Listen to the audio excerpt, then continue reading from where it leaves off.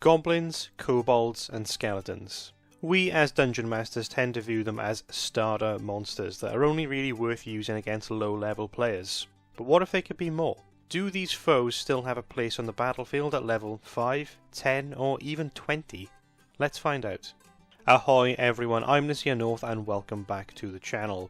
In this video I'm going to talk through what I've called starter monsters in Dungeons & Dragons 5th edition. Let's begin with what we mean by starter monsters and the types of common monsters that fall into this category. A starter monster is a monster which usually represents low threat to the players, has a challenge rating of 1 or lower, and has at least one variant form in the monster manual.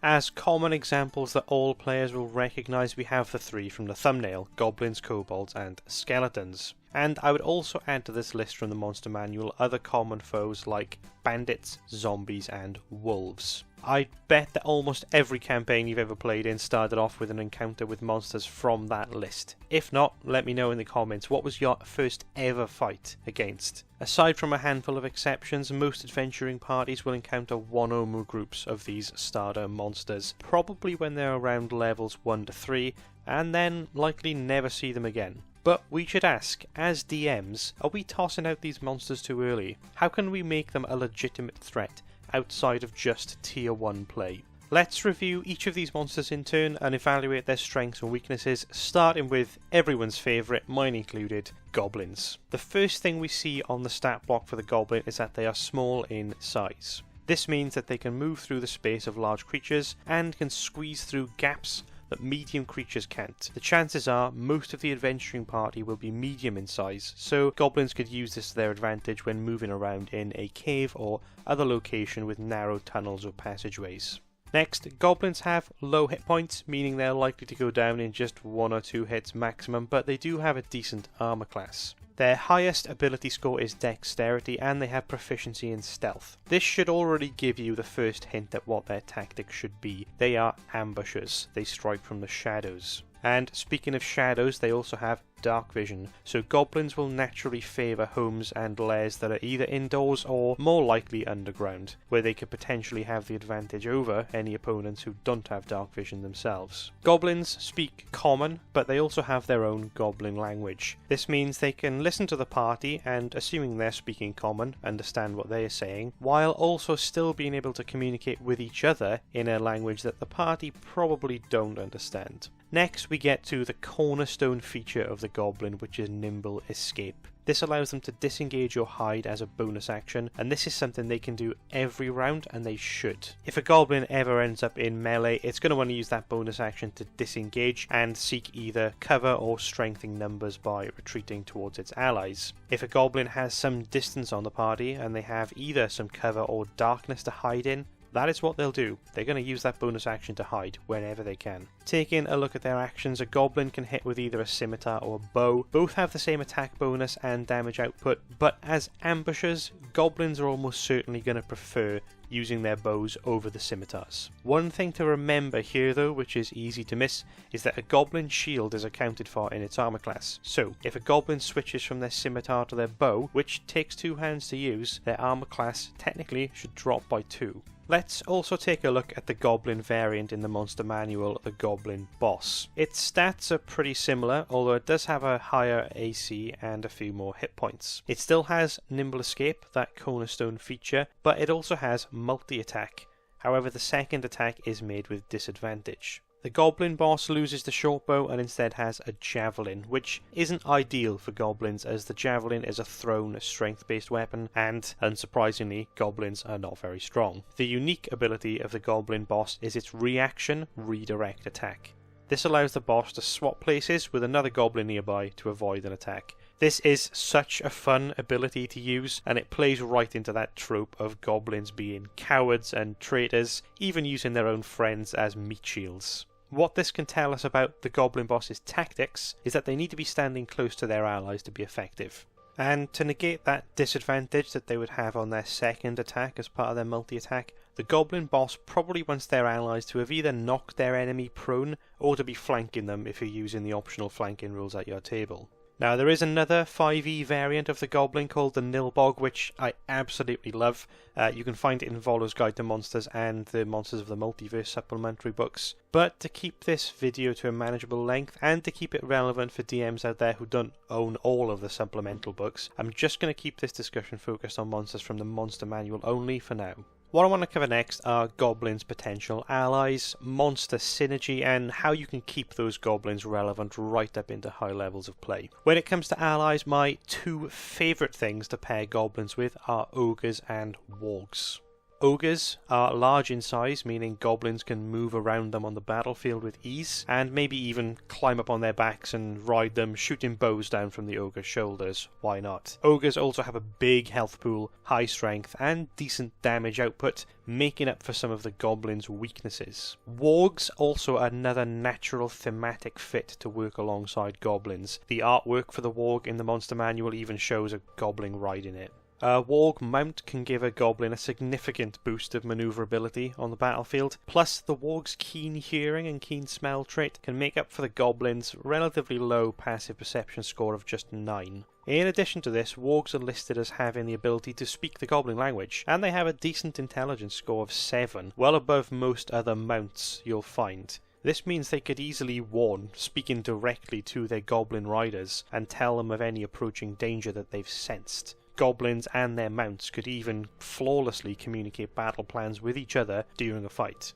That extra warning from their Warg mount when they sense the enemy approaching could be all the Goblins need to set up their ambush, which plays right into their tactics. Even when not ridden, Wargs have quite a strong bite attack that can also knock a creature prone. This could be the trigger for the Goblins to rush in with their scimitars and hit their foes when they're down. Again, another classic Goblin tactic. Some more good thematic fits for Goblins are the two other Goblinoid species from the Monster Manual, the Bugbears and the Hobgoblins.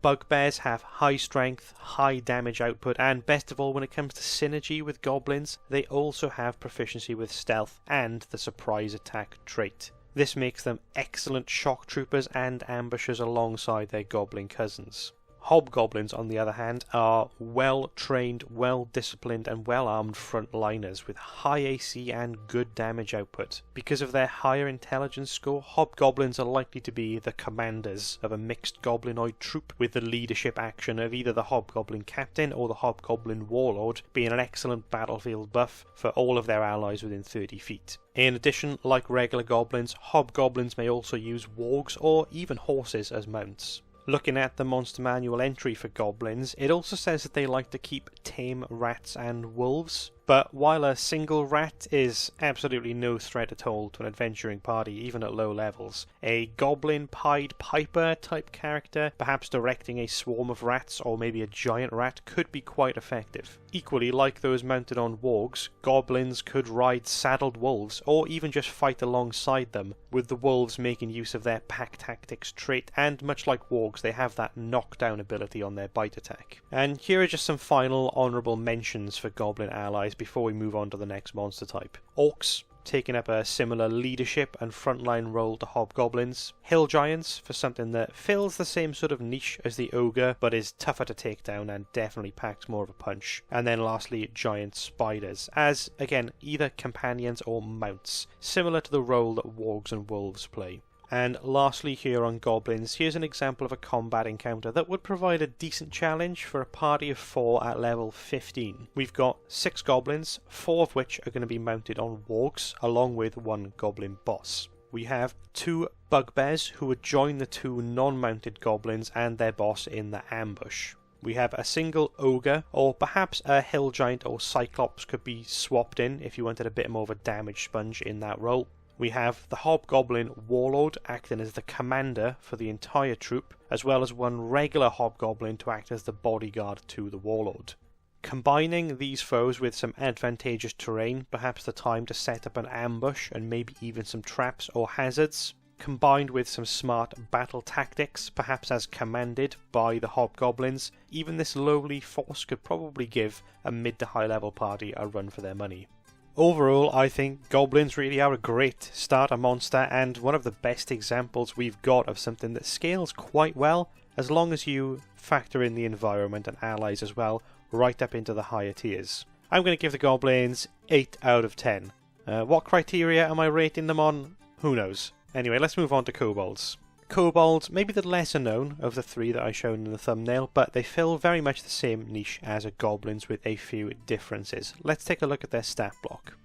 Like Goblins, the primary ability score of Kobolds is Dexterity, with all of its other stats being pretty rubbish, including a low armor class and low hit points. In fact, a Kobold would be very lucky to survive more than one hit from anything. Like the Goblins, they are small in size and have dark vision, so will benefit from dark layers with narrow passageways.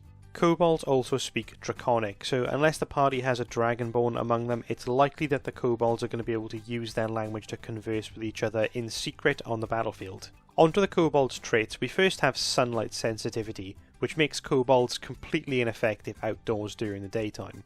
This means that they live either nocturnally or spend pretty much all of their time underground. On a positive note though, they do have pack tactics, meaning they're going to benefit greatly from clumping up and swarming their foes. In terms of actions, Kobolds have a dagger and a sling attack. Although they both deal the same amount of damage, Kobolds are probably going to be better off in melee where they can benefit from pack tactics. And with only a +4 to hit, they really do need that advantage. Although not represented on the stat block, their entry in the monster manual does tell us that Kobolds are meant to be clever trap makers and keen tunnelers and builders. Kobolds are probably less likely to be going out on expeditions and raids, but are instead going to want to fight on their home turf, where they've had time to prepare their lair and to lay down some traps. Although there are some other variants of Kobolds in other books, in the Monster Manual we just have the one, and that is the Winged Kobold, also known as an Erd. The Erd statistics are mostly the same as the base Kobold, with the addition of a little more dexterity and a small boost to its armor class and hit points. But the main feature here is its flying speed of 30 feet. On their actions, they can drop a rock on an enemy directly below them as their attack, which does a little bit more damage than the regular Kobold attacks. Your main strategy here when using Winged Kobolds is going to be for the Kobold ground force to bog the players down and swarm them, while the Erds fly overhead, dropping rocks down on their foes, then flying back to a safe space, both for cover and probably to collect some more rocks or other dangerous items to drop on their next turn. When it comes to allies, the obvious consideration here is, of course, dragons.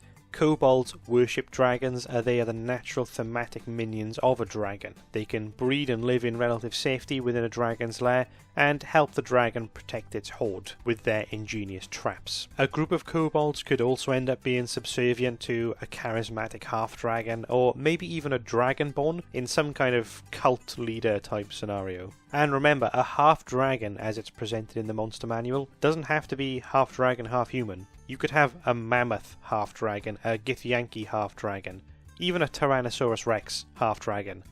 That one sounds scary. Now, neither the Dragonborn nor the Half-Dragon have any particular combat tactics that synergize well with Kobolds. They just make sense as figures that Kobolds may revere and serve as their master. Canonically, Kobolds are known for domesticating giant animals, particularly giant weasels. We could also infer that they benefit from utilising burrowing animals to help dig out their dens, such as giant badgers.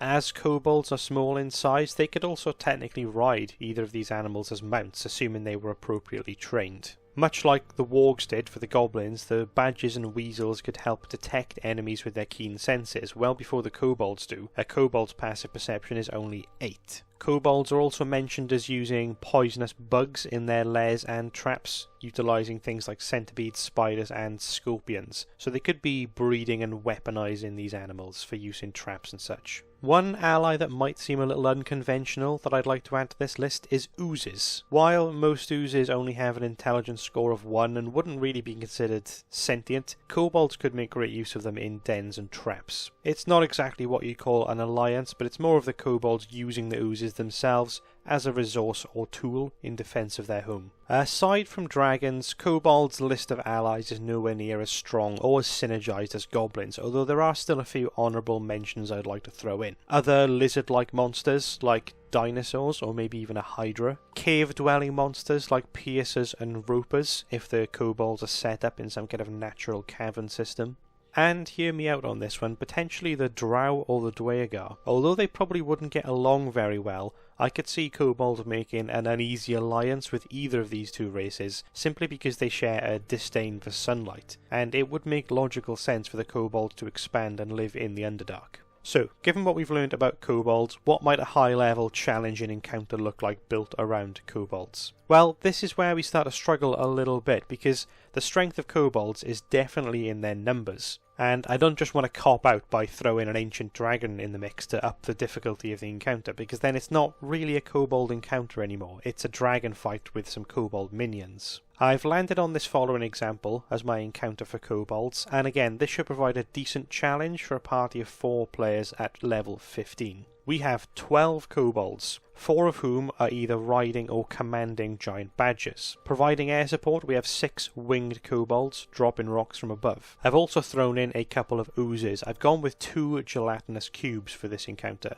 The gelatinous cube is the only ooze in the monster manual Kobolds would be able to reliably manipulate and trap. Unlike some of the other oozes, the gelatinous cube doesn't have a climbing speed and it can't squeeze to fit through small spaces. This means that wherever the Kobolds were able to put it, that's where it's going to stay. Imagine placing the gelatinous cube in a pit in the ground covered with some material to mask its presence. The adventuring party walk in and fall straight into the trapped gelatinous cube. Equally, you could have some kind of hatch in the ceiling activated by a lever which drops a cube on the enemy below. Given their low intelligence score, if they're let loose, a cube is just going to attack the nearest creature to it that it can sense, but the Kobolds placed the cubes there, so they are going to know and they're going to try and keep their distance. If a cube does go rogue, the Kobolds could always just scurry into their nearest small tunnel which the cube couldn't fit through. And instead of putting in a high level dragon for this encounter, what I've gone with is the red dragon wormling. My thought here is that perhaps the Kobolds have stumbled upon a dragon egg and have taken to feeding and worshipping this wormling to help it to grow. As it's a red dragon, this would also perhaps give the Kobolds a motivation to use fire in some of their traps, which could be quite deadly. As with the Goblin encounter, the environment is absolutely key here to making this encounter a viable challenge for a high level party. The gelatinous cubes are going to need to be well hidden in their traps before the fight starts to surprise their foes. And even though we need the Kobolds to clump up to get that benefit from their pack tactics, what you don't want to do if you run this encounter is have all the Kobolds converge on the party from the same direction or at the same time. If you do this, a single lightning bolt or fireball is going to wipe most of them out. Instead, have the Kobolds trickle in from different directions, from different tunnels and crawl spaces, bogging the enemy down and isolating any party members who are unlucky enough to be caught by the cubes. And all while the winged Kobolds rain rocks down from above. For the Wormling, this is effectively the boss of the fight, so use them tactically. Even a Wormling, which is effectively a baby dragon, is smart and cunning. They have good mental stats. They would likely fly in, use their breath attack, and then fly to some unreachable space to wait for that breath attack to recharge again. If any of the players try to target the Wormling specifically, the winged Kobolds are going to do their best to get in the way and intercept those attacks. If you are watching this video, then you might already be aware about the story of Tucker's Kobolds, which is about some particularly devious Kobold tactics used by a GM back in 1st edition D&D in the 80s. If you're not familiar with the story, I'll link the original Dragon Magazine article in the description below, along with a link to the Dungeon Dudes video from 2023 where they discuss this same article in quite a lot of detail. But essentially, it is really all about what we've been discussing here in this video and will continue to discuss next. It's about using low challenge and apparently low threat monsters to devastate an effect by harnessing their strengths and working on the environment to mitigate their weaknesses. If you're interested in listening to my take on how you can improve combat encounters to make them faster, more interesting and more challenging, like in that Tucker's Kobold example, you can watch my video on the effort system. The link to that video is in the corner now. Overall, I'm going to give the Kobolds a 7 out of 10. While they are lacking in their stats department, you really need to use your creativity with the traps and the environment to make them work well and to make them be a strong contender for that high level combat encounter. Alright, monster number 3, we're going to move on to skeletons. Let's have a look at the stat block from the monster manual. There's nothing special about their armor class or hit points. They can take 2 or 3 hits on average before going down. They have good physical stats, particularly their constitution, but weak mental stats across the board. Although do note that their intelligence and wisdom scores are 6 and 8 respectively. They aren't just mindless shambling husks, they can think and they can reason. They aren't like your horror movie undead who are just going to bang their heads against a door and scratch at walls. They're smart enough to try the handle, or to go around the corner and look for another way around whatever obstacle they're facing. Their entry in the monster manual even says they can perform relatively complex tasks like, and I quote, load and fire a catapult or trebuchet, scale a siege ladder, form a shield wall, or dump boiling oil. Moving on in the stat block, they have vulnerability to bludgeoning damage, so they can be taken out pretty quickly by a warhammer or a maul, but they do have immunity to poison damage and the poison condition. Now, the use of poison damage by players and the poison effect isn't very common, so it's not the most useful damage immunity for a monster to have. It just makes sense, being that they are undead. As with both of the other examples we've looked at, skeletons also have dark vision, so they're going to prefer to fight either at night or in dark places.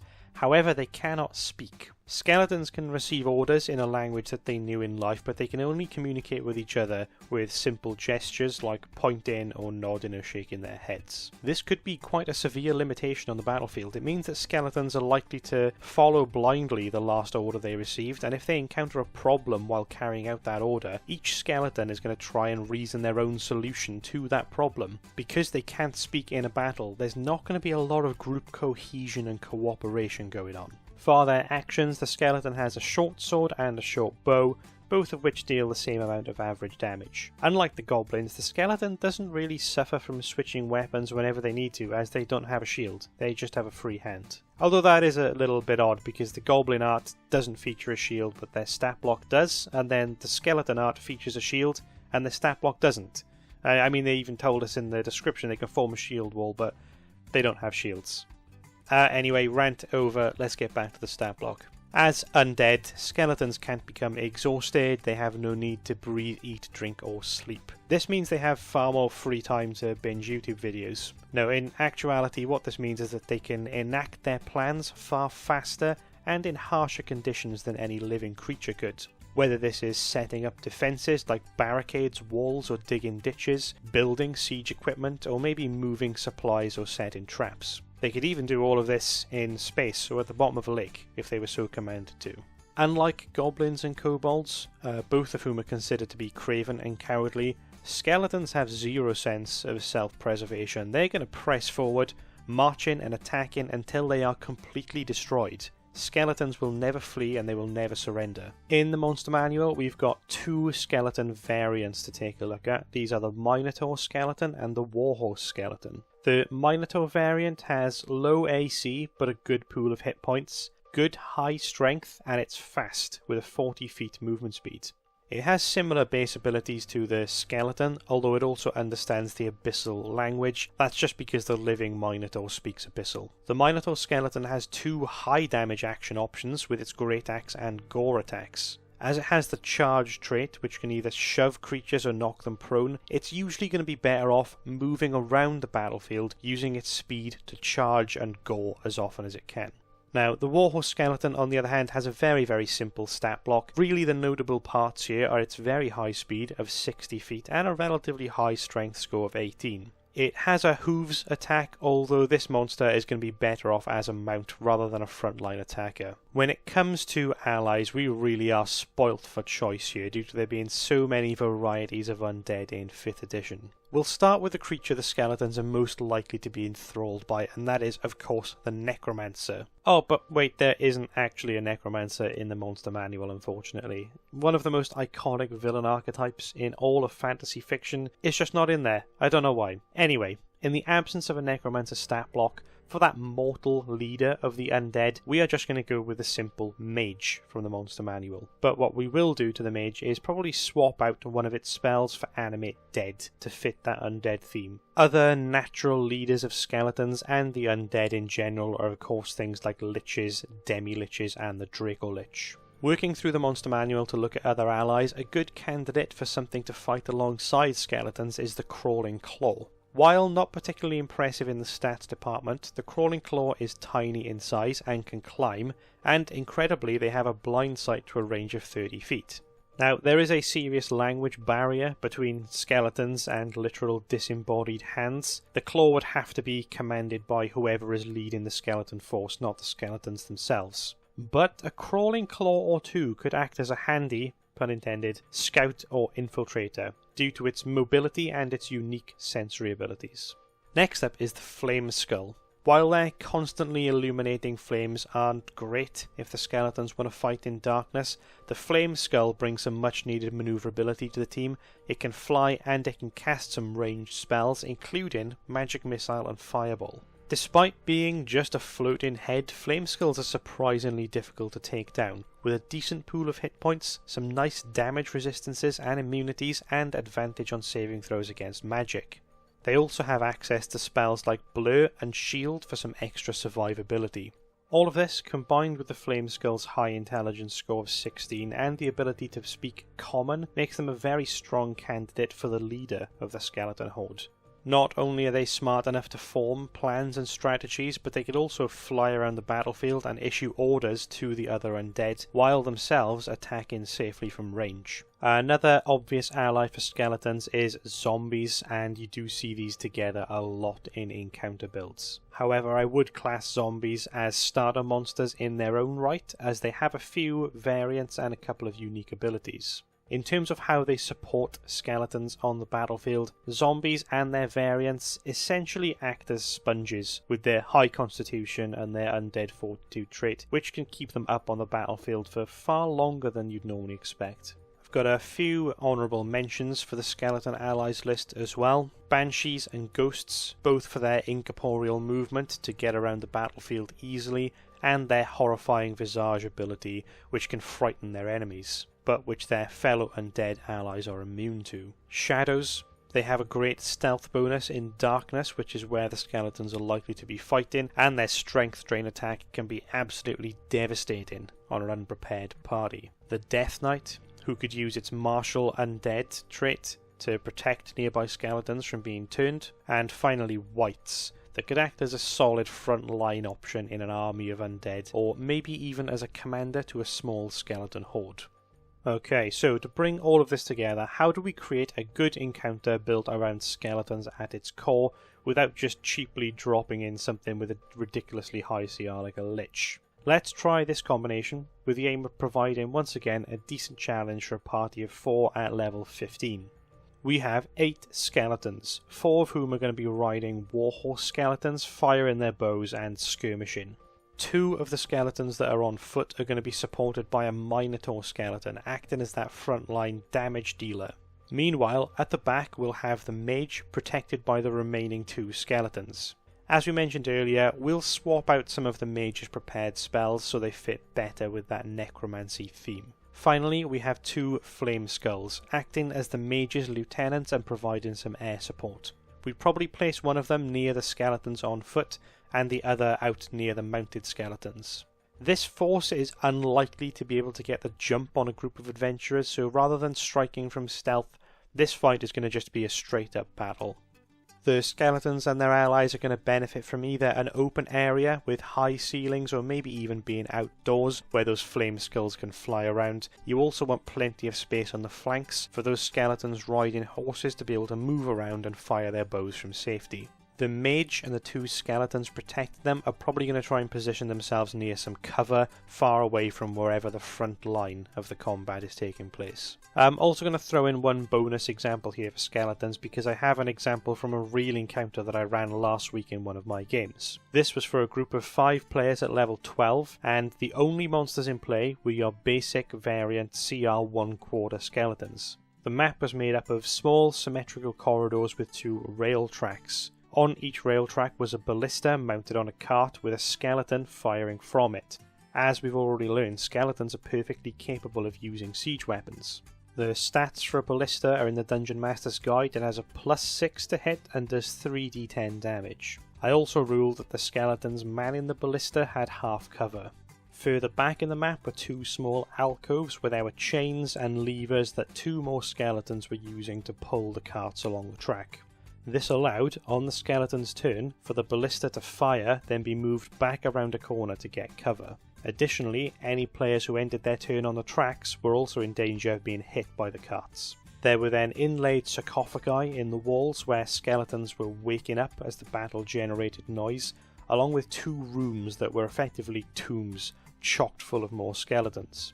In the central room was a font that required a certain number of skulls to be placed into it to pacify the skeletons and open the door to the next area. Now, even though this fight literally just used basic skeletons, it really put some pressure on the players. Our fighter even got knocked unconscious in this fight. The players had to really think carefully about their movement and positioning, and they had to choose whether to prioritise the carts, the lever pullers, or the objective to unlock the next door.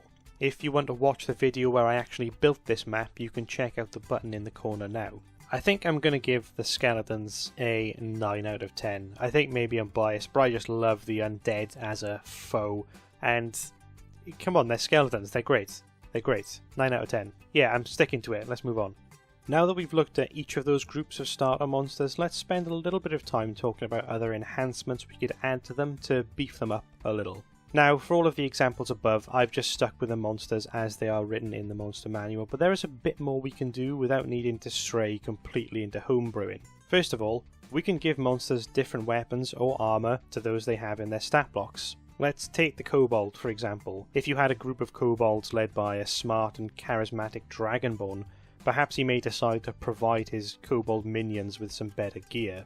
Because, let's face it, the base Kobold gear is basically a sock and a pointy stick. Kobolds have a +2 to their dexterity, so that makes them a great candidate for medium armour. You could theoretically give a Kobold half-plate armour and a shield, boosting their armour class to 19. For those engaged in melee, you could give them a scimitar or a rapier for more damage output. As they're small in size, a longbow would be no good as it's a heavy weapon, but we could give them a short bow, a light crossbow, or a hand crossbow. Any of those options is better than a sling. You could also even maybe switch out their ranged weapon for a blowgun and give them some poison darts. As we did with the skeleton example, we could also add in a ballista or even a cannon to up their damage potential. Now, all of that being said, your average kobold still only has 5 hit points, but who knows, you could have a crazy rich patron who's buying all of their gear. Or maybe those tricksy kobolds are borrowing treasure from their Dragon Master's treasure hoard. Either way, altering a creature's equipment is a good way to give them a little buff. Another option you have here is spellcasting.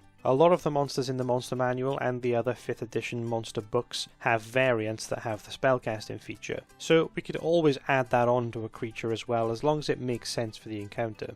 And make sure they have spells that are appropriate to their challenge rating. I'm not suggesting we give a Goblin Meteor Swarm. The last thing we'll talk about here to buff up these encounters with low level monsters is to plan an environment that works well with their abilities. That really is going to be key to all 3 of these examples, whether it's the Goblins with their ambush, the Kobolds with their traps, or the Skeletons with their maneuverability. We've just covered the 3 most well-known examples of starter monsters in this video, but there are several more great examples in the Monster Manual. Let's pop these up on screen now. If you think your party might be bored of goblins, try gnolls. If they're bored of skeletons, try blights. Want something with more of a interplanar or multiversal feel to it? Go with mephits or modrons. Anyway, which of these is your favourite, and what other monsters would you like to see a deep dive video on next? Let me know in the comments.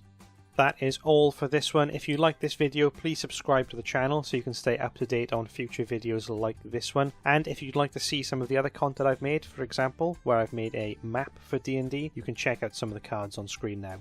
Cheers everyone, I'll see you next time.